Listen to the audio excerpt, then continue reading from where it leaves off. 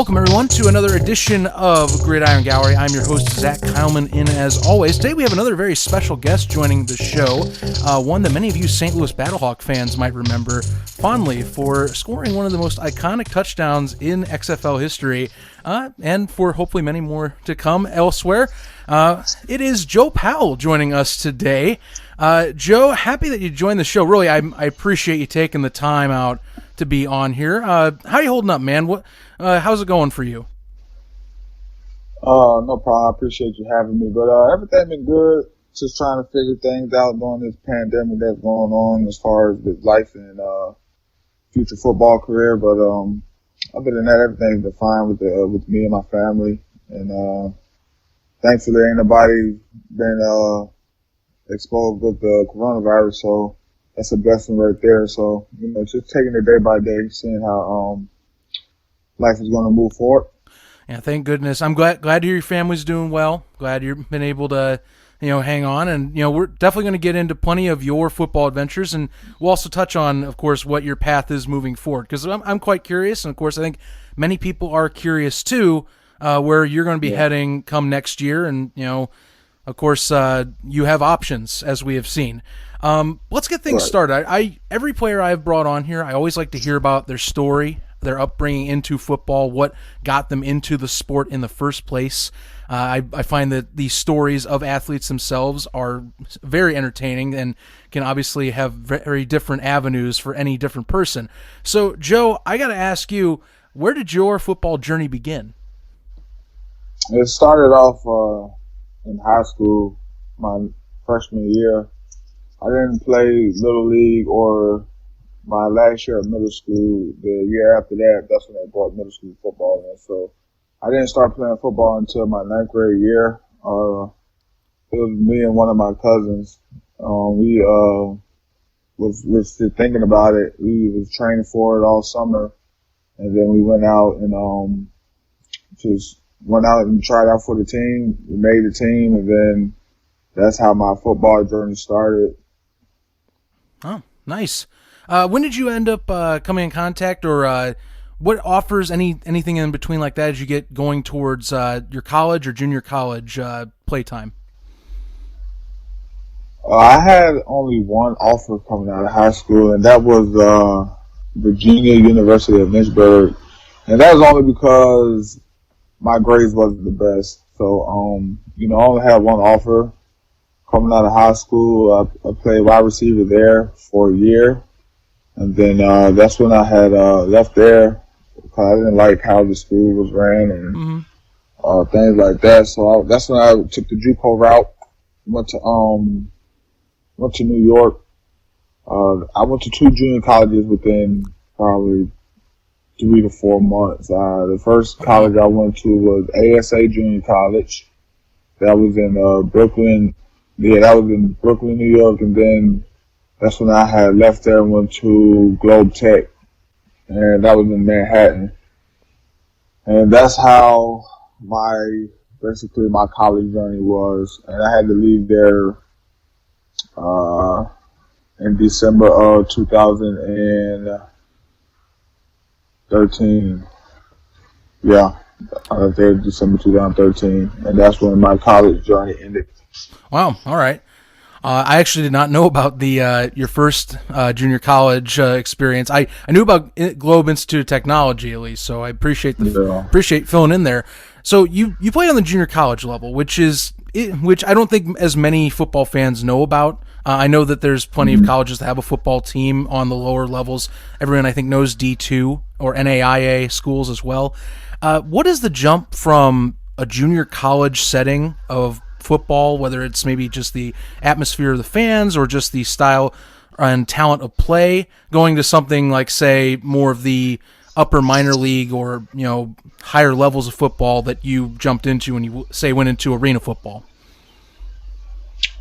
For me, I didn't think it was a difference. It was just me going out there doing something that I like to do, which was play football. So I trained very, very hard. So at the end of the day, football is just going to be football. It's just learning the little small details of coming from outdoor football to indoor football. I mean, when I was at Globe Tech, it was fairly, I'm going to be honest, it was fairly easy. only because of the want to that I had to do what I wanted to do and get what I wanted to get done. And then, going to arena football, it was just me being an athlete. They throw the ball 95% of the time, so it was just me going being a ball hawk because I wasn't always a DB. A lot of people don't know that. Me, honestly, receiver is my main position in my eyes because that's what I always done all my life. And the crazy thing is, when I got to Globe Tech, I had went over to defense because their offense was entirely too hard for me to understand, for me to get to play. So I said, forget it. I'm just going to go to defense. Okay. I'm going to play. And then, honestly, I shocked myself. I honestly shocked my family, too, because in high school, I wasn't, like, the type of player that I was when I went to Globe. Like, when I went to Globe, I was a hitter. Just a straight hitter. Mm-hmm. I didn't have any interceptions. I was just around the ball all the time, making tackles. So, once I got to arena, I was able to showcase it all. I was able to hit. I was able to go get the ball, catch interceptions, and I was able to score at the same time. So it just all worked out in a good way, being that, coming from outdoor and then going from indoor, which is a smaller field, 50 yards. It's just being an athlete at the end of the day. Fair enough.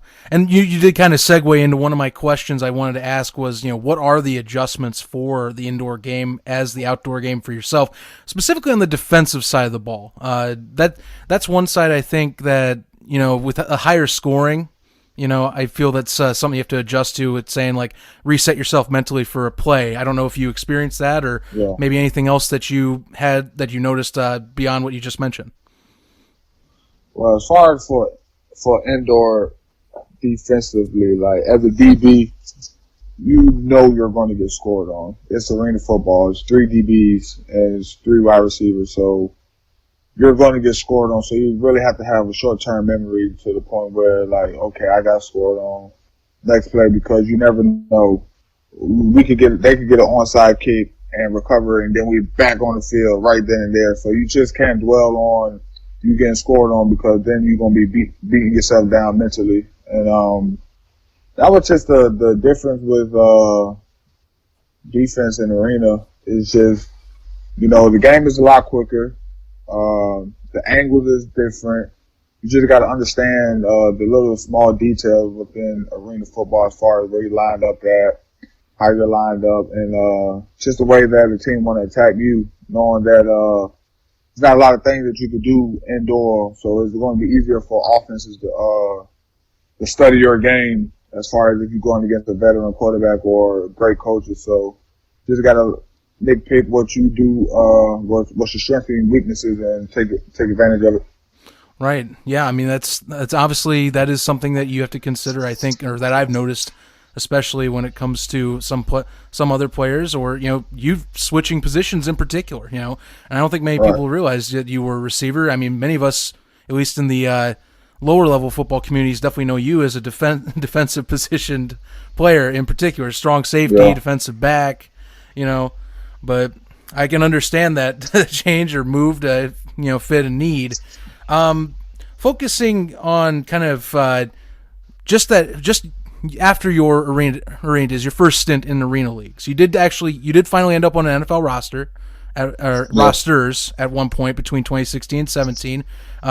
Both New York teams, actually, and a tryout with Philadelphia as well. Just for those listening at home, what is the process of going through a summer training camp, like a quick sign to sign onto a roster, or being a practice squad member? It's just a daily grind. It's not like it's not a normal day like it, as if it's a 9 to 5.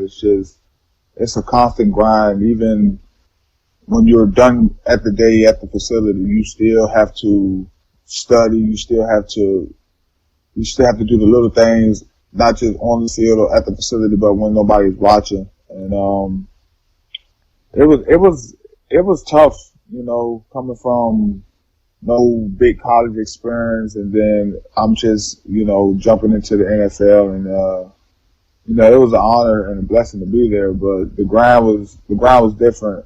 It's not nothing normal that somebody will go through every day. It's constant, just straight football from 5 in the morning to sometimes 6 in the afternoon. Dang. And it was just a grind. It's nothing more you can say because it's just a grind, like a long grind that you just got to put yourself through. And so you got to be mentally tough and mentally strong to be able to get through an NFL camp, especially like during training camp, because it's 90 people. You're trying to fight to get on the 53-man roster, and every day you got to go forward. You can't take a step back. You can't be the same. You always got to get better each and every day. So yeah. That was just the biggest thing with the NFL, in my opinion. Fair enough. I understand, and we just recently had cut down days for the XFL, so we get to see a lot of these guys that are trying to maintain the rosters and obviously looking at practice squads themselves. And I can understand completely what you're trying to go through when you're keeping on these teams. Something else I imagine you had to put up with, and this is something that I think is nuts in general for just moving around, relocation. Thinking about this, he had both Buffalo and New York, of course, with the Giants, or at least New Rutherford, New Jersey. And you've also, of course, been to many other places in several other leagues. How do you keep yourself physically and mentally ready while also having to consider relocation at certain different times in your career? Well, honestly, it's my lady. She helps a lot, with just keeping me at ease when it comes down to trying to, involve life, and then with football, she does a lot of, I'll say, the life work as far as maintaining the bills, seeing if we do have to go somewhere, just game planning ahead instead of being shocked with some type of bad news or anything. So she has been a big help within the journey. And I come from a city of Portsmouth, Virginia, where it's like you have to be a strong-minded person to come out of that city, or just living in that city, period. Not the best area, but I love my city to death, and it made me a mentally tough person. So anything that goes on as far as with football, I can handle it, because not just coming from that city, is my journey alone. I've had to deal with a lot of ups and downs, a lot of obstacles, as far as when I was in JUCO, I was, living off $60 every 2 weeks, or I was almost homeless at one point, so it's like I've been through a lot to prepare me for a lot of situations within life. So, just being able to have a significant other on your side that pushes you every day and be able to help you, not with just life, but with football also, it's a big stepping stone for me. So, that's really how I was able to cope and handle things outside of football and traveling and things like that. Well, cheers to that. I'm happy for you and your family. Happy you have a great relationship with your wife as well, and that she's able to help you out through these times. That's awesome to hear. Yeah. I love hearing that. I'm gonna skip a little bit forward, but I do want to touch on, because a lot of people obviously loved your play with Baltimore, the both stints you had. I guess was there anything different between your first stint in the Arena Football League with Cleveland versus when you came back, when you went to Baltimore after your time with the Buffalo Bills? There's a difference. Maybe just like anything with the league change, or just the culture in Baltimore when it comes to arena football. As far as Cleveland, I was honestly off of natural raw talent. I had a great DB coach, and he taught the game well. It's just I was just out there all on natural ability. And then when I got to Buffalo, it was really hard. Well, my first year in Buffalo, I had when I was on practice squad, I had got hurt with an AC joint, and that slowed down my process on getting on an active roster. And then my second year when I came back, we had a coaches change as far as all the coaches was different except for the special teams coach. And the thing was, new defense, trying to learn a new defense and having a lack of experience on learning the outdoor professional playbook I feel like was my biggest downfall. And I was really so caught on trying to get onto the defense, and then not knowing me as a young guy, the special teams was my key to making the team. And I say I really ain't do too well on special teams, but I lived and I learned, and I don't have no regrets because I made it to the NFL. It was one of the stepping stones I wanted to do. So I pray that I get back in there because now I know what it takes and I know what I need to do to stay on the team. And when I went to Baltimore, I had a coach named Coach Walker. Mm-hmm. One of the greatest DBs coach I ever had, one of the greatest defensive coordinators I ever had, and he really broke down the game, the arena football game for me.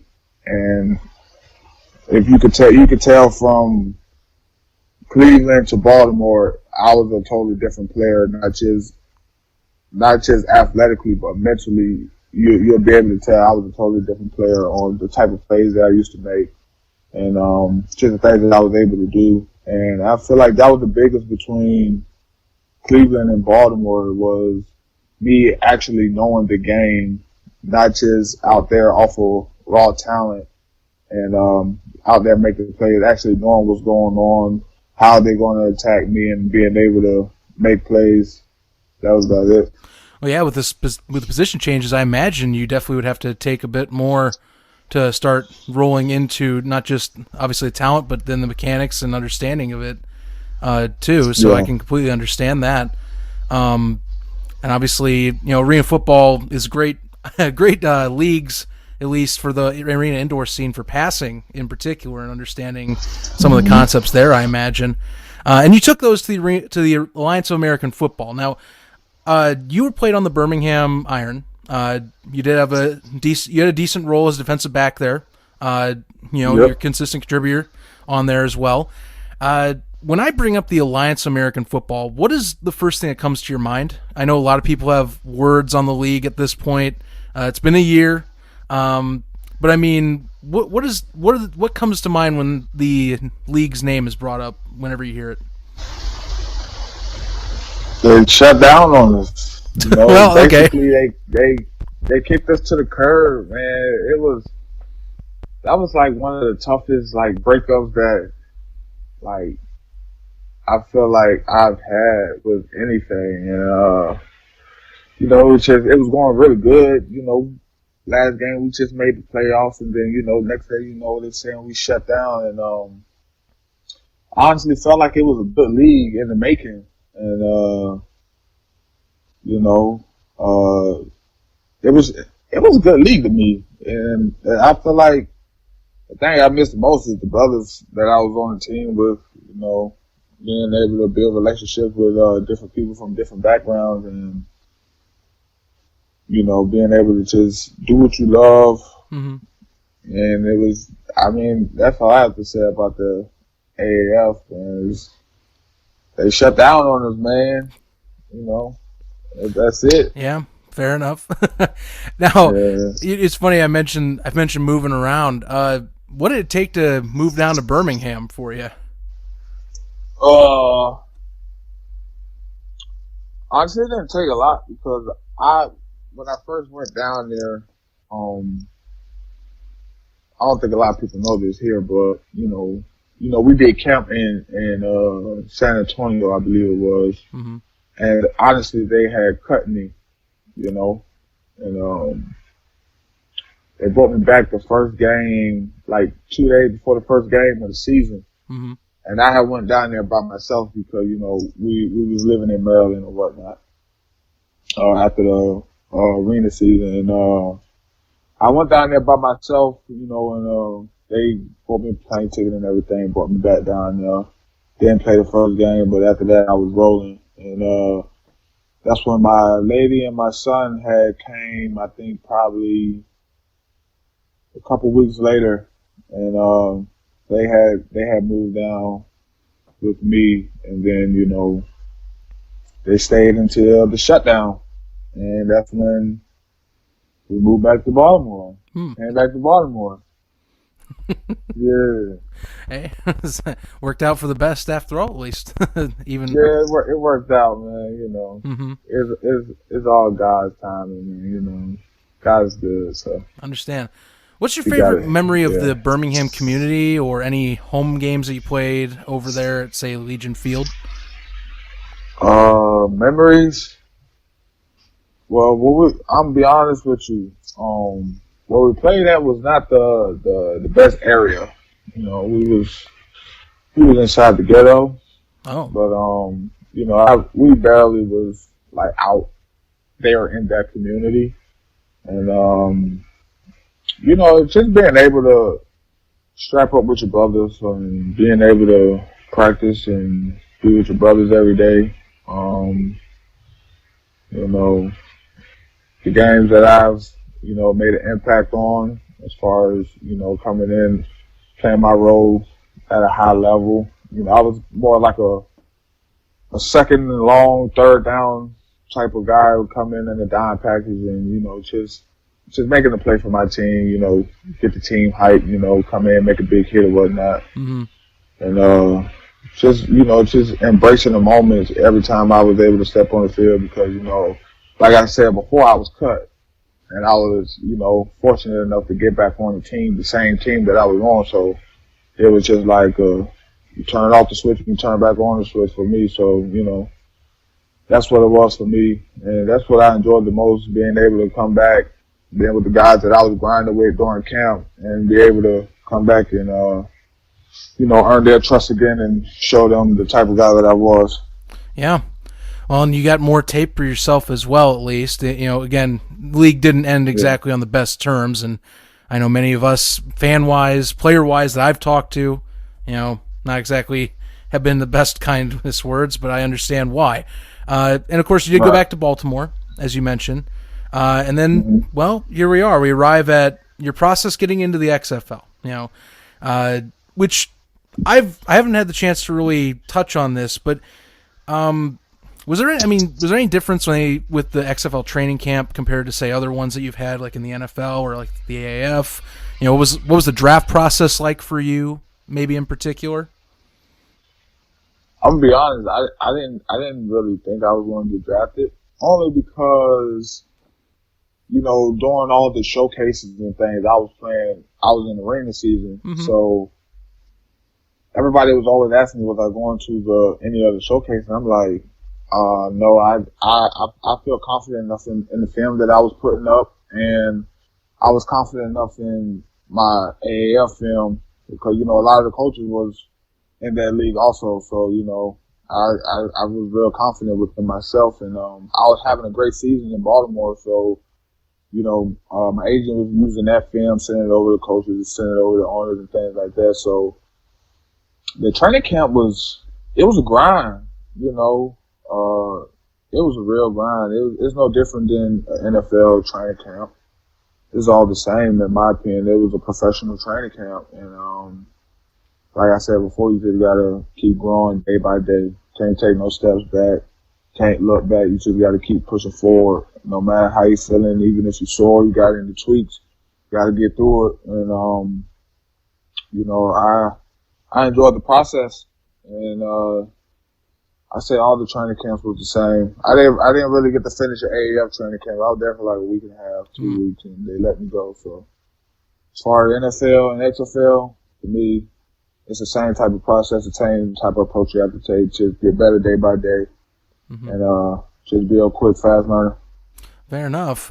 Was there any adjustment that you needed for some of the newer rules? I know you were involved on the special team side, of course, so obviously there was that new kickoff, which we'll touch on, of course, the biggest play you were involved in particular. But just like, I guess, adjustment, because you're again another year, another or same year but different spring league, so you're adjusting to new rules and innovations to the game. What parts of, at least getting into those initial practices, maybe those scrimmages over in Houston, did you notice or have to change to? I feel like the toughest special teams was kick return, only because like you can't go further than 5 yards back to catch your block. So it's like that was the hardest for me to adjust to. Kickoff, I'm fast, shifty guy, so I'm just running around people. Punt and punt return was the same, and it wasn't too much different other than the kick return. Like I actually liked it because it's a collision, but it's not a collision where there's two people running like 100 miles per hour at each other, running full speed, trying to knock each other in the dirt. So special teams was fun, and I was in every one, so it was enjoyable. So I feel like that was the difference as far as from the regular one, and then going to XFL. So it was cool. Okay, cool. I dig. I don't know. I might add to that later. Anyway, all right. So this is the one I've been wanting to ask, and of course, people always. This is one of the highlight plays of the season. It's week 3, the first home opening game in St. Louis. You're playing the New York Guardians. Your teammate Keith Murphy receives the ball, and it turns into a reverse that you end up taking yourself. You go down the right side of the field, running along the sideline, and you just make it to the end zone as you're getting tackled in. You score the first ever XFL, at least the relaunch, that is, kick return touchdown with the new format.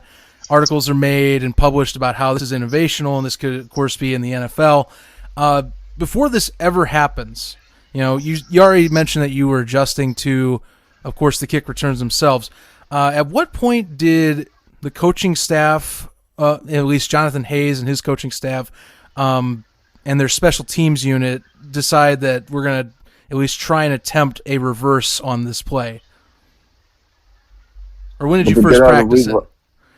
It was right after who did we play the second week? Houston.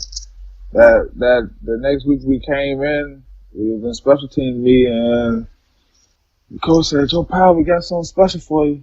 And I'm like, "Okay, what could this be?" Because I was a special teams captain, so I didn't know what to expect. And when they put it in, everybody was shocked. Everybody was like, "Whoa." A lot of people jokingly saying, "You're not going to score," but me, in my mind and in my head, I'm like, "Oh, I'm going to score on this," because a lot of people is not thinking about that. So it was like, when he put it in, I'm gonna be totally honest with you, only 3 people in that building believed, and that was me, Trevon Reed, which was a DB there, and Coach Crocker. And all week I've been telling people I'm gonna score, and a lot of people, didn't believe me. So when the play actually, like, we could have ran it like the first 2 kickoffs, but I don't think they wanted to do it. So the third one, they said, "All right, here we go. We want to run it because we needed a spark." And when the ball was kicked, I'm like, "Okay, here go the moment." I got instantly nervous, and once I seen him catch the ball, I sat there for like 2 seconds, and then that's when I ran back. And once he pitched the ball, I looked and I said, "It's green all in front of me." And it was my guy, Ryan White. He was blocking one guy, and I was like, "This is the only guy I got to make miss," and after that, I'm going to score. And once I seen him put the block on him and I made the cut, and I just was looking at the end zone and was like, "I just got to get here." And that's how it went. And obviously, it's in the history books as Right. as we've seen. It still is played to this day. I mean, we just had another higher end podcast. I'm trying to remember today on Twitter that just posted that video. Same thing, getting already several thousand views. It's one of the most recognizable XFL plays. I'm going to give you a personal story here on that play. I was at that home game, and I kid you not, I was with my dad. And I was like, "Man, I got to go get some food or something at the concession." So we went around and we went and bought some merch. Just as I was waiting to buy a Battlehawks T-shirt, that play goes on the screens. I'm like, I don't know what just happened, but I mean, everyone's pretty happy. And sure enough, I come in, I look at go on Twitter. I'm like, you've got to be kidding me! I went out to get a T-shirt and I missed this, and right. you don't just miss stuff like that. But man, I still rave about the St. Louis home opener just for how amazing it was. And as a player, I have to ask, is St. Louis a football city? Can we confirm that? Oh, for sure. There we go. That's the best stadium I've been in. Like NFL too. Like I have never been in front of a crowd that's electric all game. Like it was so loud whenever they cheered. It was, they always were supportive no matter what was going on. They never booed, even if we were down or not looking the best. That was, and then, when we get off the bus to come in, it was just fans lined up everywhere. It was like a walk path that we had to walk down in between fans. It was just amazing. St. Louis was hands down the best city as far as in the XFL, as far as fans is hands down. I love the experience myself too. I can't wait to go back. Mostly when that happens. It's not even a question of if. It's going to be when at this point. We're just obviously we're all waiting to see the timeline for it. Now yourself, you signed on, and this is all of course with COVID in mind, as of course the XFL did have to shutter its doors, a large part due to the season being potentially affected to COVID-19. But you signed on with the CFL's Hamilton Tiger Cats, and I understand you're currently signed on with them. Is that correct? Correct. That is correct. So I talked with actually a former CFL player as of a few weeks ago, Fabian Guerra, who was on the Montreal Alouettes. That was my last interview. He did opt out. I would like to ask you, because I haven't seen that you've opted out. What was your reasoning for, at least right now, continuing your contract with the Tiger Cats? Just for the simple fact that right now, that's my only opportunity as far as with football. Don't know what's going to happen with the NFL. So, me being able to still be on contract with those guys lets me know for 2021 I have somebody that I will be playing for, because I was on a 2-year deal. Mm-hmm. I have a credited season for this year, so I have a 1 year next year. Instead of, if I opt out and then nothing happens for me as far as with football, and then next year it'd be like, okay, well, we don't want to bring it back. There's a lot of things that could go on with that. So, I talked with my agent the other day about it, and we felt like it was best that we just stayed in contracts, because, I had something to lean on as far as, being on someone's contract. And that was just the biggest thing, Don't nobody know what's going to go on for next year. We don't know how this COVID thing is going to go pan out. And, if CFL do play, I'll be with Hamilton Tiger Cats. So, mm-hmm. Yeah, that's fair. You guys just got to hold out until, I imagine, next summer will probably be, or at least spring, for the training camp portion for yourself. Right. Which I do have to ask, because you did sign on very, very recently after you had been released, or after all players have been released from their XFL contracts.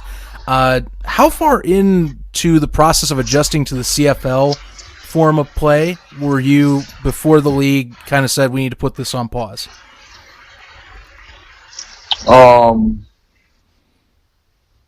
mean, honestly, like after the XFL had canceled, I really didn't think I was going to get another shot of football this past year, only because,